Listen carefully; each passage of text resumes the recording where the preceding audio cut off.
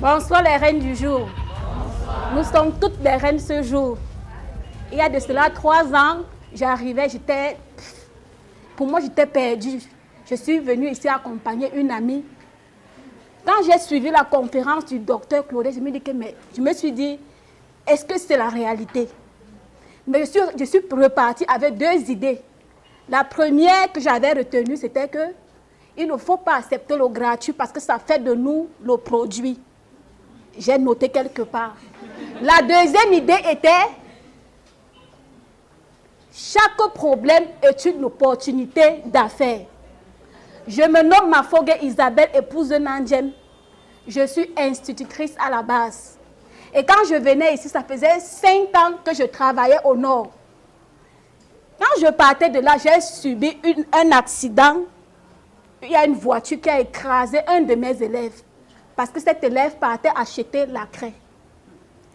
Après la formation, je me suis offert ce livre qui est pour moi le trésor.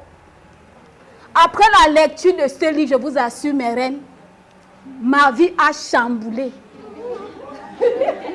Je pèse mes mots. Ma vie a chamboulé. Je me suis demandé comment vais-je mettre sur pied une entreprise. Je suis là, je n'arrive même pas à manger. Nous sommes toutes des femmes.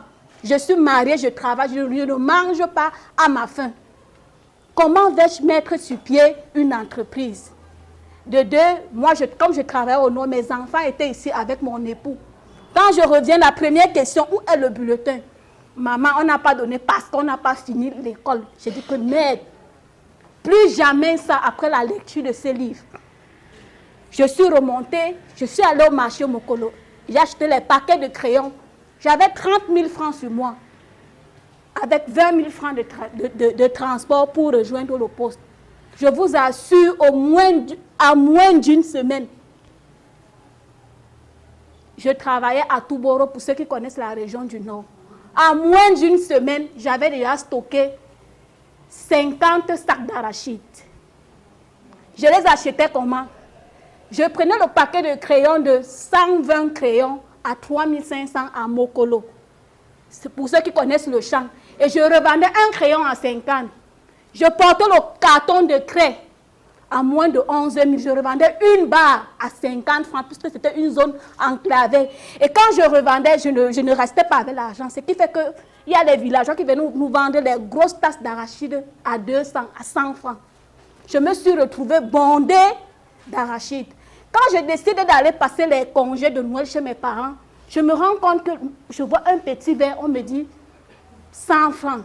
Je suis devenue directement, j'ai expédié mes produits, je vous assure, mes soeurs, à moins d'un trimestre, je me suis retrouvée en train de commercialiser plus de 500 sacs d'arachides. Avant que l'année ne finisse, j'ai dit que bon, comme je commercialise déjà, je peux commencer moi-même aussi à produire, puisque les gens venaient déjà vers moi pour me proposer leurs services. Je peux déjà me mettre à produire. Quand l'année finit, après l'arachide, j'ajoute du maïs. Le temps passe, quelqu'un vient me dire, madame, j'ai un petit terrain là. C'est comment? Donne-moi 100 000 francs. On part, on remplit tous les procédures. Je vous assure, en moins d'1 an, j'ai eu peut-être 2 lots. Quand je reviens ici, il y a une nouvelle formation, 9 jours pour devenir son propre patron. 1 mois pour devenir son propre patron, toujours ici. Je reviens. Au sortir de la formation, j'ai dit que non, en tant qu'enseignant, il faut un plus dans ma vie. Je m'avais me spécialisé maintenant en langue de signes. Je travaille avec les enfants sourds. Après la formation, je reviens, je mène les activités. Quand mon supérieur hiérarchique de Douala a reçu certaines vidéos où je faisais danser les enfants sourds, j'ai obtenu une médaille en bronze venant de... Et pendant la formation des 9 jours, de 1 mois, pour devenir... Il y avait un sujet qui portait sur le système éducatif camerounais. Je reviens à Yaoundé. Il me dit que non. Tu m'as dit que tu faisais langue de... Non, il y a eu un événement à l'école parce que je me formais à ESEDA. Comme lui, il était le SG de notre ministère. Il arrive, me dit que, mais, tiens, tu fais quoi? Il dit que, monsieur, je me forme ici. Il dit que, mais, ça alors, il est passé. Le lendemain, il m'appelle, c'était un mercredi, apporte-moi ton dossier. Je viens, parce que j'ai changé, il connaissait mes capacités. Je travaillais en fou, mais j'ai quitté Yaoundé tous les jours pour fou. Juste parce que je voulais faire formation et enseignement. Quand je pars donc lui donner le dossier, il me dit que mais non, tu dois laisser la craie. Actuellement, je suis nommé cadre d'appui à l'éducation de base.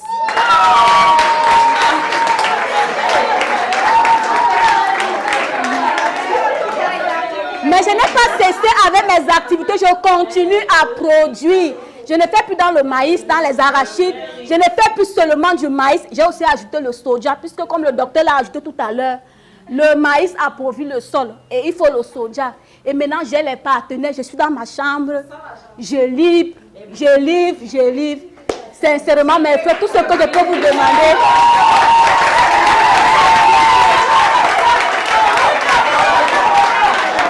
Croyez en vous. C'est compliqué et c'est la raison pour laquelle à la Startup Academy, nous avons créé le programme Femmes Patronnes.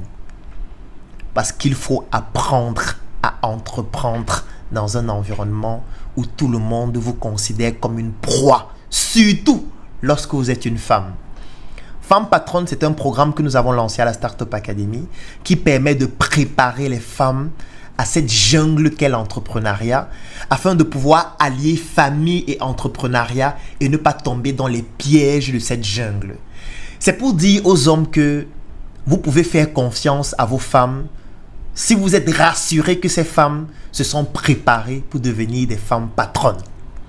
Parce que sinon, ce sera la lecture de l'heure. Mais très bientôt, vous allez pouvoir lire l'heure sur des montres SM. Ce sera peut-être plus aisé, mais ça ne va pas vous empêcher de pleurer. Et vous devez vous rappeler que c'est interdit de pleurer. Parce que quand ma femme entreprend, elle entre dans un panier à crabes où tout le monde peut la bouffer. Même mon ami peut la consommer. Parce que vous pensez que quand votre femme est belle, votre ami ne voit pas aussi qu'elle est belle. Vous pensez que quand votre femme est jolie, mignonne, sexy, elle sort là, vos amis qui vous voient tous les jours ensemble là, vous pensez qu'au fond d'eux, ils n'ont pas envie aussi de la consommer. Parce que quand on parle de panier à crabes, ce n'est pas seulement ceux qui sont loin, c'est parfois vos amis aussi. C'est difficile, c'est violent. Je comprends parfois certains hommes qui manquent de confiance en eux et qui se disent vraiment pour éviter cela à ma femme, je préfère qu'elle reste à la maison. Mais même à la maison, elle est sur Internet. Elle est sur Facebook, elle est sur WhatsApp, elle est sur Dicalo, elle se connecte, elle discute avec d'autres hommes. Peut-être quand tu sors travailler le matin sur Internet, elle se déshabille pour faire les sextapes. Mon frère, ça ne sert à rien de laisser ta femme rester à la maison parce que tu te dis que c'est le meilleur moyen de la protéger, mon frère. La meilleure façon de la protéger, c'est de l'envoyer dans la jungle. Mais dans la jungle, il faut comprendre les codes de la jungle. Et nous avons résumé cela dans une formation et un programme qui s'appelle Femme Patronne. Si tu veux que ta femme devienne une femme patronne, ton épouse devienne une femme patronne, ta copine devienne une femme patronne pour ne pas se faire consommer, en commentaire, je vais laisser un lien. Tu cliques dessus pour pouvoir bénéficier du programme ou alors inscrire ta femme à ce programme. Nous allons entrer en contact avec elle et ensemble, nous allons lui permettre de devenir une femme qui fait en sorte que ses griffes lui permettent de se défendre face aux crabes de notre société. En commentaire, tu cliques sur le lien et nous allons permettre à ta copine, à ta femme, à ton épouse de devenir une femme patronne.